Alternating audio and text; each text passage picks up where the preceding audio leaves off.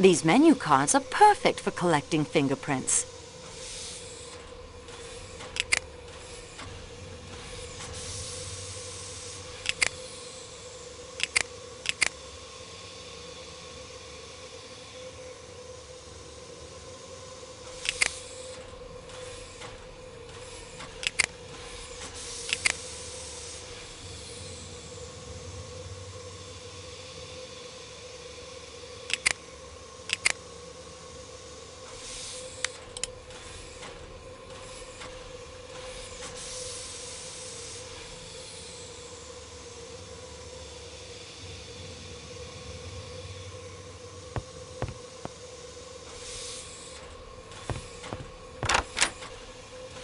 Do not disturb me. I do not have enough vinegar or olive oil for the Count and Countess. I will be shamed. How rude!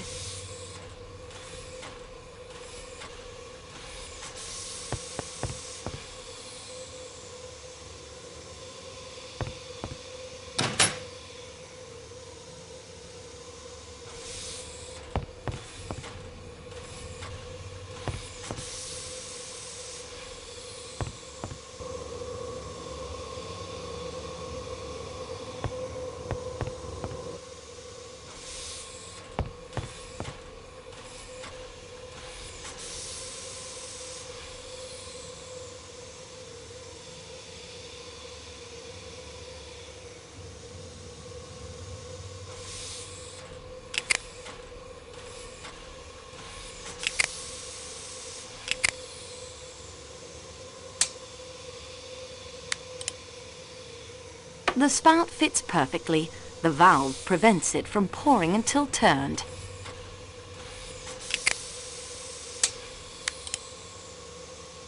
This spout fits just as well as the first.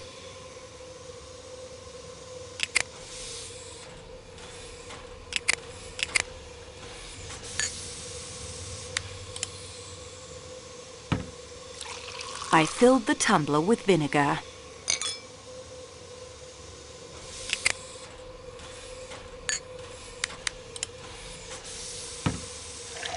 I filled the tumbler with olive oil.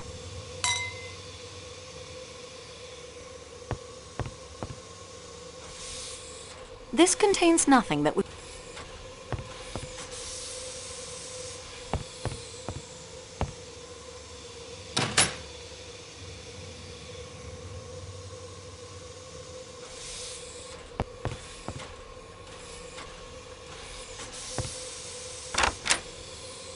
I have the olive oil and vinegar you need for tonight's meal. Let me see them. Yeah, this olive oil is fresh enough and of sufficient quality. The quality of this vinegar will have to do, but there is not nearly enough. Tell me at once where you found it. In the baggage car. There must be far more vinegar for the authentic Erdapfel salad. I will get it myself.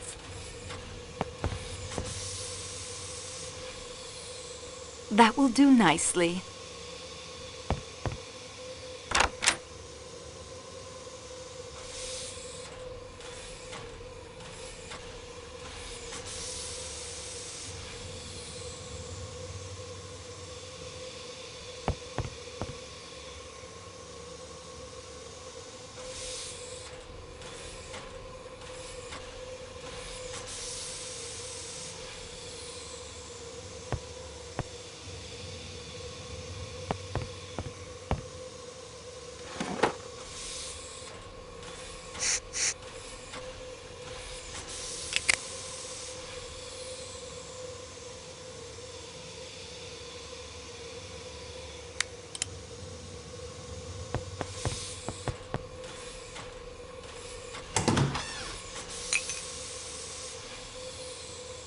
I'd better close this.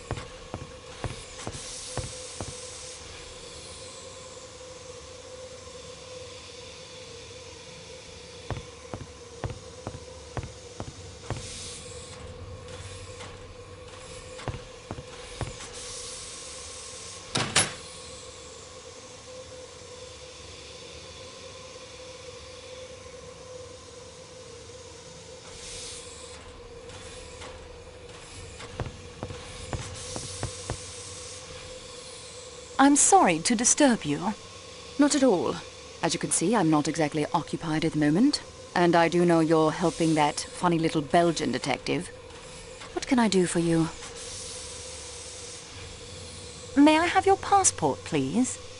It's in my compartment. Feel free to collect it. Your full name, permanent address, and age, please. Mary Hermione Debenham, 32.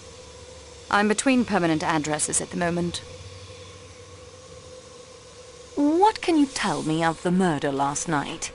I'm afraid I have nothing to tell you. I went to bed and slept. You seem very at ease. Are you not distressed by what has happened? Distressed? I have not really thought about it from that point of view. No, I cannot say that I am at all distressed. After all, people die every day.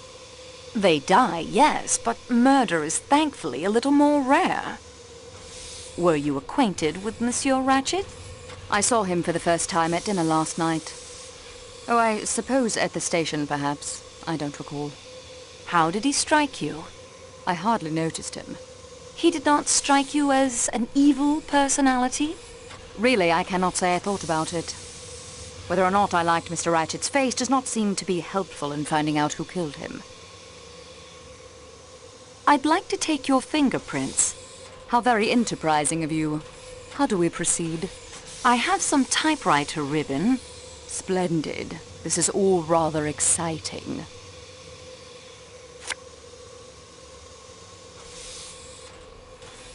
Do you know who Monsieur Ratchet really was? Haven't a clue. Who was he? Cassetti, the man behind the Armstrong kidnapping. That was quite abominable. Where did you begin your journey? Baghdad. What were you doing there? I have been acting as governess to 2 children. What is your final destination? London. I'm giving up on Baghdad. Not much happens there. I'm hoping to find a suitable post in London. What can you tell me about Mademoiselle Schmidt? She's a nearly perfect traveling companion. Quiet, polite, thinks the world of her princess. What is the color of her dressing gown? Her dressing gown? It's dark blue. Flannel. Did Mademoiselle Schmidt leave your compartment at any time during the night? She was with the princess, reading, I believe, until quite late. I awoke when she returned. I remember thinking she was not paid enough for such long hours and checked my watch. It was 12:38. How well do you know Colonel Arbuthnot? That's a very impertinent question, and I'll not answer it. Thank you, Mademoiselle Debenham.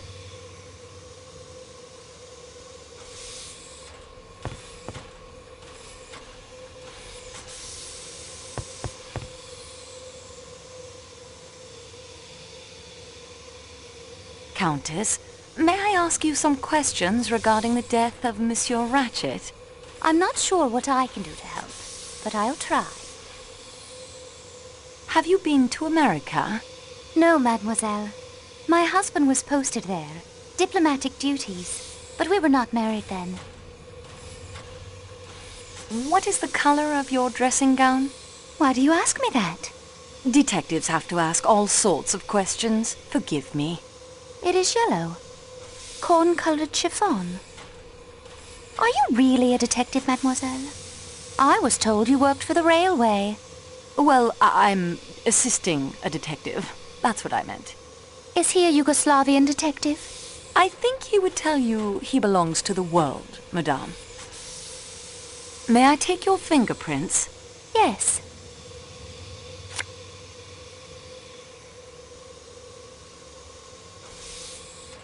When did you fall asleep last night? Soon after 1 o'clock, I believe. Did you hear or see anything unusual last evening? After the train stopped? Yes. No, I don't think so. You didn't hear Mrs. Hubbard ringing her bell and calling out at around 1:15? No, it would be very unlikely if I did. I'm sorry. Thank you, Countess.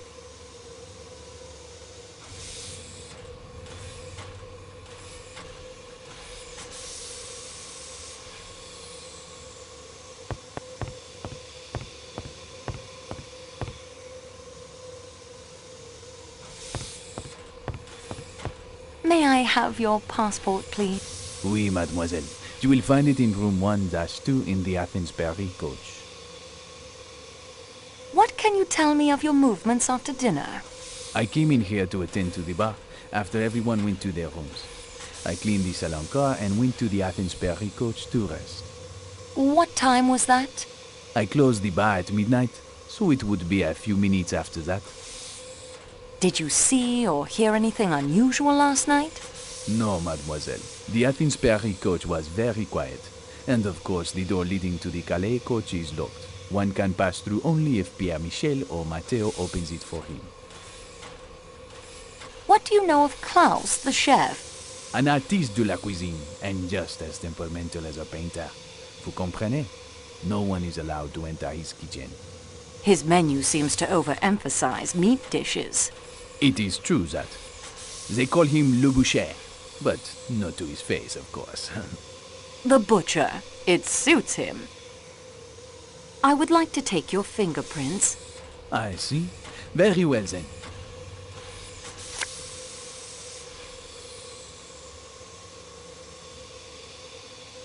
Klaus seems even more temperamental than usual today. I fear an approaching catastrophe, mademoiselle. Worse than avalanches and murder. Certainement. Special dinner menus, as you no doubt know, are printed in advance of our departure in Istanbul. Here is tonight's menu. As you can see, tonight is to serve Wiener Schnitzel and Eldafe Salat, native dishes of Austria, in honor of the Count and Countess Andreni. Veal and potatoes. Why does this not surprise me? But so many have asked for the salads, almost in defiance of Chef Klaus, and the porters have failed to put aboard enough vinegar and olive oil for the Eldafe Salat. Klaus is in a rage. The embarrassment will be too much for him. What do you know of Klaus's movements last night? As usual, he stayed in his precious kitchen, preparing his pastries and sauces for the next day's meals. He passed through the salon car a few minutes before midnight in a rage because one of the steak knives is missing. Passengers will take anything as a souvenir if it is not bolted down. Why, the things that have gone missing on this trip would astound you. But perhaps they were not all taken as souvenirs. Perhaps some person, in order to do good, borrowed them? Mademoiselle, forgive me, but I do not understand what you are talking about. Let it pass. What did Klaus do after he entered the salon car? Nothing. We went together to the Athens Paris coach. Do you know Monsieur Ratchet was killed with a knife? I had heard this, oui, but why? Do you think Klaus may have stabbed him? A chef that temperamental? If someone was to criticize his masterpieces? Mais non, mademoiselle. C'est très absurd. Klaus would not stab anyone. Not with a knife. He would hack them into little medallions with his cleaver. Good day, monsieur.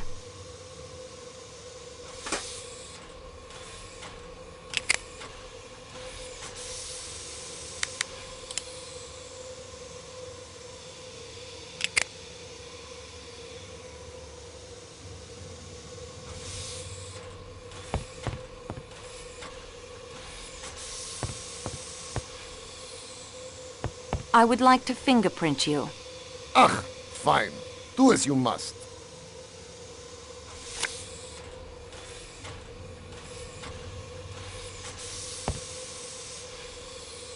Leave me be.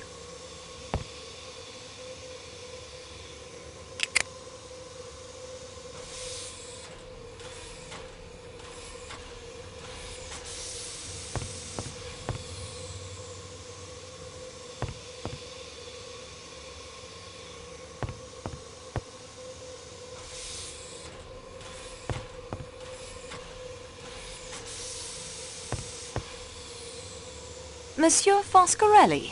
Ah, signorina! I have been told you aid the great Hercule Poirot in his investigations. I will help you in any way I can. May I have your passport, please? Of course, of course! Here you are!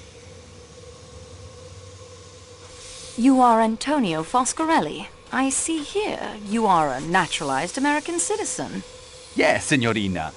It is better for my business. I am, as you can see, a salesman of motor cars. I do big business. I am up to date. I understand salesmanship.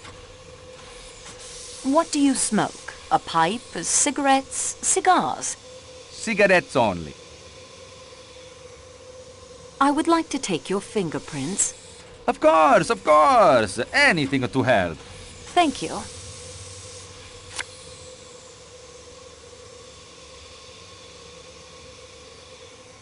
You travel frequently to and from the United States?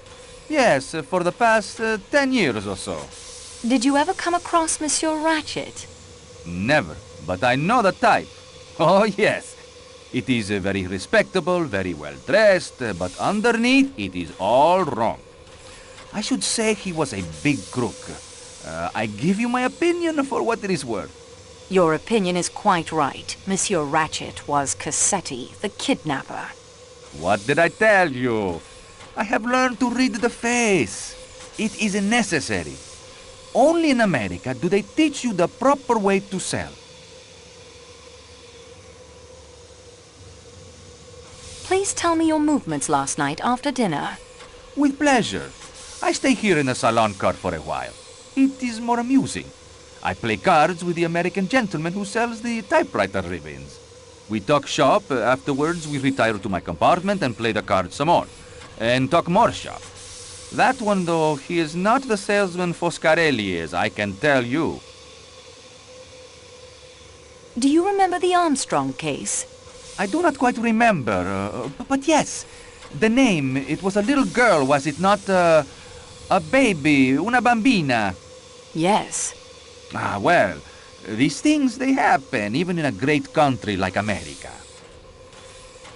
Have you ever come across any members of the Armstrong family? It is difficult to say. I see so many people, you understand. I'll give you some figures. Last year alone, I sold... Please, monsieur, confine yourself to the point. With great pleasure. What time did you go to your compartment? Oh, it was early. 8:30 or so. What time did you stop playing cards in your room? Not yet 10 o'clock. That stuffed shirt of a valet who shares the compartment with me came back from attending his master. A miserable people, the English. Not sympathetic. He sits in the corner, very stiff, reading a book. Mr. Hardman and I, we lose our taste for the cards, and Mr. Hardman, he goes off to his own room. The attendant makes up our beds. What time did you go to bed? I lay on my bunk for a while. The Englishman has, I think, the toothache. He gets out a little bottle of stuff that smells very strong. Moans and groans. I drop off around 10:30. Whenever I wake, I hear him groaning. Do you know if Monsieur Masterman left the room at all during the night? I do not think so. If the door opened, the light from the corridor, one wakes up automatically thinking it is the customs examination at some frontier. Did Monsieur Masterman ever speak of his master? I tell you, he did not speak, even to introduce himself. He was not a sympathetic, a fish. Au revoir, monsieur.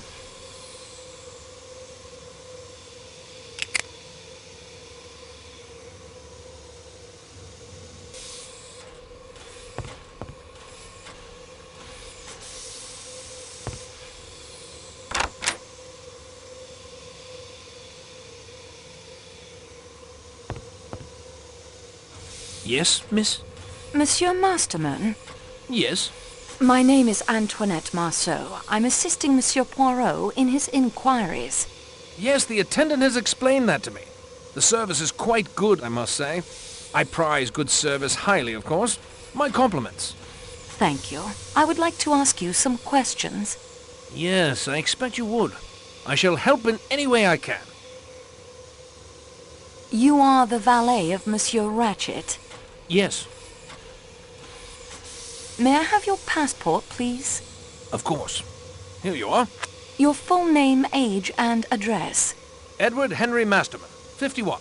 21 Friar Street, Clerkenwell. When did you last see Monsieur Ratchet?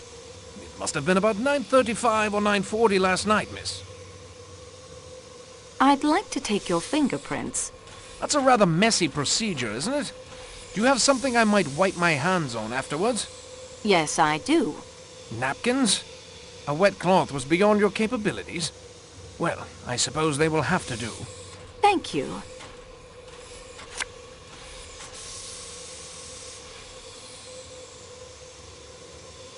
Can you tell me what happened when you saw Monsieur Ratchet? I went into Mr. Ratchet as usual, miss, and attended to his wants. What were your duties exactly? To fold or hang up his clothes, miss, put his dental plate in water, and see that he had everything he needed. Was his manner the same as usual? Well, miss, I think he was upset. In what way upset? Over a letter he'd been reading. He asked me if it was I who had put it in his compartment. Of course, I told him I hadn't done any such thing, but he swore at me and found fault with everything I did. Did your master ever take a sleeping draught? Always when traveling by train, miss.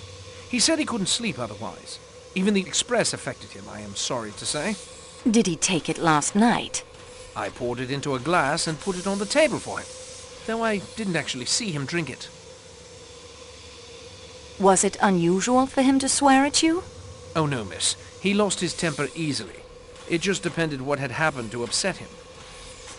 Do you know what drug he was in the habit of taking? I couldn't say I'm sure, miss. There's no name on the bottle. Just sleeping draught, and to be taken at bedtime. When was his usual bedtime, when aboard the train? Midnight, miss, or later. With the avalanche last night, I fancy he wouldn't fall asleep until closer to 1. Did you mix his usual dose of the sleeping draught? A half dose only, miss, at Mr. Ratchet's request. I can't say the reason. What happened next? I asked him if there was anything else he required. He asked me to send for Mr. McQueen. Then I left him. Was Monsieur Ratchet an early riser? It depended, miss, upon his mood. Sometimes he'd get up for breakfast. Sometimes he wouldn't get up till just on lunchtime. I would wait until the attendant came to collect me. Did you know that your master had enemies? Yes, miss. I had heard him discussing some disquieting letters with Mr. McQueen. Did you like your employer, Masterman?